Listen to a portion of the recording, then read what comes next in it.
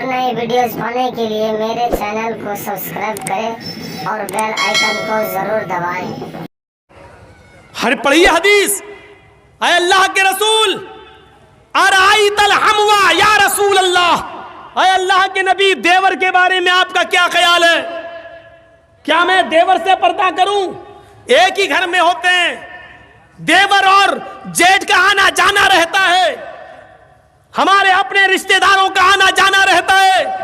आय अल्लाह के नबी, क्या मैं देवर से भी पर्दा करूं? अल्लाह के नबी का जवाब ये था, हां, दूसरों से पर्दे में कुछ कमी हो जाए तो चलेगा, दूसरों से पर्दे में कोई कमी हो जाए तो चलेगी, लेकिन देवर से पर्दे में कमी नहीं होनी चाहिए।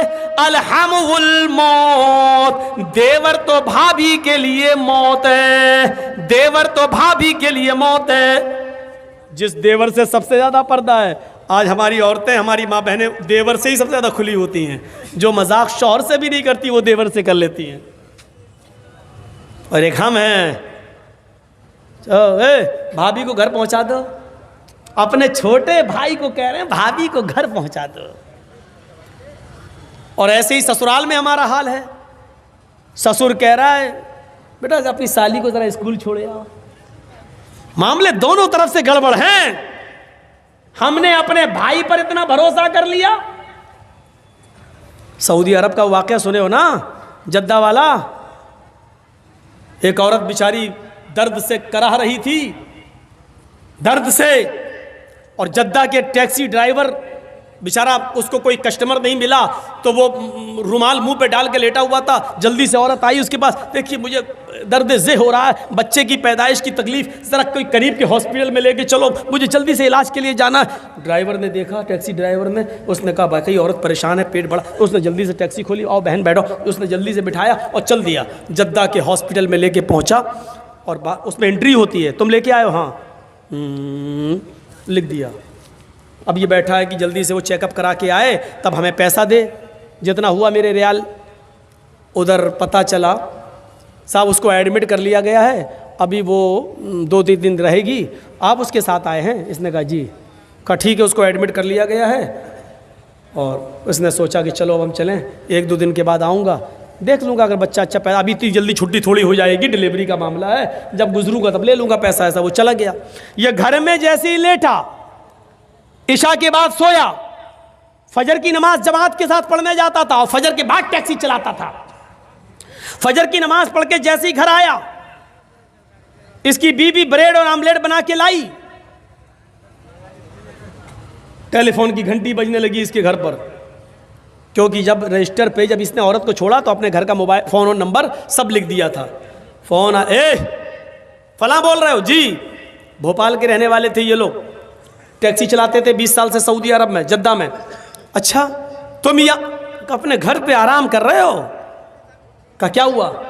अरे कल तुम अपनी बीवी को हॉस्पिटल में छोड़ के गए हो ना, बच्चा हुआ है लड़का, आओ और अपनी बीवी को लेके जाओ यहां से। कहता है डॉक्टर दिमाग तुम्हारा ठीक है? बीवी? अच्छा हुआ ये फोन मैंने उठाया, कहीं मेरी बीवी ने उठाया हुआ होता तो कयामत आज ही आ गई होती। कहा आ रहे हो या मैं पुलिस भेजूं तुम्हारे घर? जिस औरत को यहाँ एडमिट कराने आए हो उसने कहा वही मेरा शौहर था जो यहाँ छोड़ के गया है। मैं आ रहा हूँ, तेरा सत्यानाश जाए चुड़ैल डाइन। उसने टैक्सी चलाई और धर से चलाता हुआ चला गया। कहने लगा क्या बदतमीजी है? उसने कहा तुम मुझे छोड़ के चले गए, तुम्हें शर्म नहीं आई? मैं कितनी परेशान रही। रोना शुरू कर दिया। औरत के आंसुओं में भी बड़ी ताकत होती है। वो कहने लगा ये क्या बदतमीजी है? डॉक्टर साहब ये मेरी बीवी नहीं है। डॉक्टर साहब नोक झोंक तो सब घरों में हो जाती है, थोड़ी सी लड़ाई हो गई, हमें यहाँ छोड़ के चला गया। नहीं, मैं ये बेटा अरे मेरा नहीं है, चलो अपने घर के झगड़े अपने घर में खत्म करो, चलो। उसने कहा ऐसा है, चेकअप कर लो। चेकअप कहा डीएनए टेस्ट करे। ये लड़का आदमी तैयार, कहने लगा ठीक है मैं डीएनए टेस्ट करूंगा। मामला इतना बढ़ गया कि डीएनए टेस्ट की नौबत आ गई।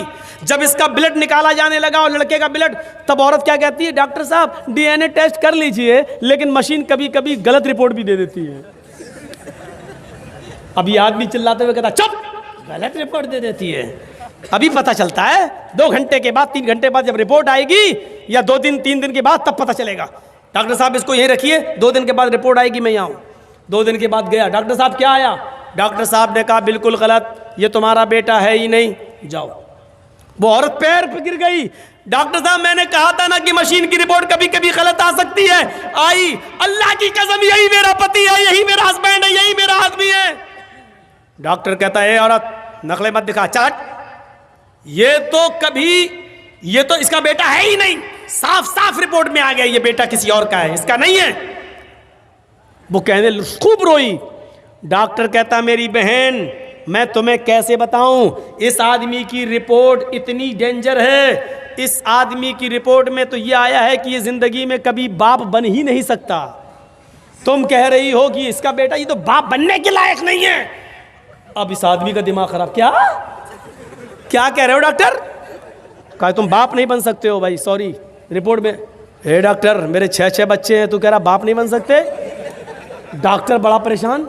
डॉक्टर कहता है ऐसा केस मेरी जिंदगी में पहली बार आया है। अब औरत कहती देखो मैंने कहा था ना कि रिपोर्ट कभी कभी गलत हो जाती है। यह आदमी बोला चुप, ये रिपोर्ट तो सही है कि ये बच्चा मेरा नहीं है, लेकिन ये रिपोर्ट गलत है कि मैं बाप नहीं बन सकता। दोबारा करो। डॉक्टर ने फाइल फेंकी, भाग, मेरा दिमाग खराब करके रख दिया तुम लोगों ने, जाओ यहाँ से, जाइए बेटा तुम्हारा नहीं है, जा पता लगा। अब वो फाइल उठाई और टैक्सी में रखा और चलने लगा। बाप नहीं बन सकता, हाँ, बड़बड़ाता हुआ जा रहा है। फिर सोचता है जमील साहब अगर ये रिपोर्ट सही है तो पता लगाओ ये खेत कौन जोत रहा है, ये बच्चे हैं किसके। सीधे घर में घुसा, टैक्सी लेके आया, मारी दरवाजे पे लात। बीवी कहती इतने गुस्से में दरवाजा खोला, उठाई चप्पल अपने पैर की 15-20 पहले मार दी। तुम तो रोज इज्जत करते थे, आज क्या हो गया तुम्हें? कस्टमर नहीं मिले, पैसेंजर नहीं मिले तो उसका गुस्सा मेरे ऊपर क्यों उतार रहे हो? कस्टमर का गुस्सा नहीं उतार रहा हूं, पहले ये बता कि ये 6 बच्चे किसके हैं। औरत कहती है आपको क्या हो गया? पूरी जिंदगी अमानतदारी के साथ में चली आपके साथ और आपने कभी हाथ नहीं उठाया, और आज के तो ये बच्चे किसके? फिर बता रही कि नहीं बता रही? तेरा झूठ छुप नहीं सकता, पता चल चुका है मुझे। ये मेरी रिपोर्ट कहती है कि मैं बाप नहीं बन सकता, ये बता कि बच्चे किसके। तो मारो नहीं, मैं बता रही हूं। कहा क्या? का गुस्सा ठंडा करो पहले। अब वो तो हो ही जाएगा, पहले बता। कहा कि आप का भाई भी रहता है ना यहाँ, आप रात में टैक्सी चलाते हैं, दिन में वो रात में चलाता है। मतलब आप जब दिन में टैक्सी चलाते हैं तो वो रात में टैक्सी चलाकर घर में आ जाता है, फिर वो दिन भर घर में रहता है, और जब आप रात में घर पे आते हैं सोने के लिए तो वो रात में टैक्सी चलाने के लिए चला जाता है। आपकी ड्यूटी दिन की है, उसकी रात की है। मेरे शौहर गुस्सा मत होइए, ये बच्चे उसी के हैं, क्योंकि मुझे उम्मीद थी कि तुम बाप नहीं बन पाओगे। कहा कि अभी यहाँ तेरा क्या, यहाँ तो सीधे गर्दन कटेगी तेरी, कत्ल। उसने उसी वक्त टिकट बनवाए और वापस भोपाल में आया और अपनी बीवी को तलाक दिया। और इद्दत गुजारने के बाद कहा छोटे भाई से, जब छोटे भाई ने ही मेरे पेट में छुरी भोंक दी और जब बच्चे ही तुम्हारे हैं तो बेहतर यह है कि तुम ही इस औरत को अपने निकाह में रखो, मैंने इसको तलाक दे दी है। बड़े भाई की बीवी को कौन संभाल रहा था? छोटा भाई, देवर। अब ईमानदारी के साथ बताओ ये हदीस कैसी लग रही है? अरअयतल हम्व या रसूलल्लाह, अल्लाह के रसूल क्या देवर से भी पर्दा करूं? अल्लाह के नबी ने कहा हम्वुल मौत, देवर तो मौत है भाभी के लिए। औरों से थोड़ी बहुत पर्दे में कमी हो जाए तो चलेगी, लेकिन देवर तो हर वक्त वहीं रहता, आना जाना। देवर भाभी के लिए मौत है। बंगाल वालों सुन लो, ये चंद मदरसे जो चल रहे हैं आज इनकी बरकत है कि औरतें कुछ बंगाल की सरजमीन पर नकाब और बुर्का और के पर्दे के साथ दिखाई देती हैं, वरना मैं 20 साल पहले जब आया था तो बुर्का नाम की चीज दूर दूर तक नजर नहीं आती थी। 20 साल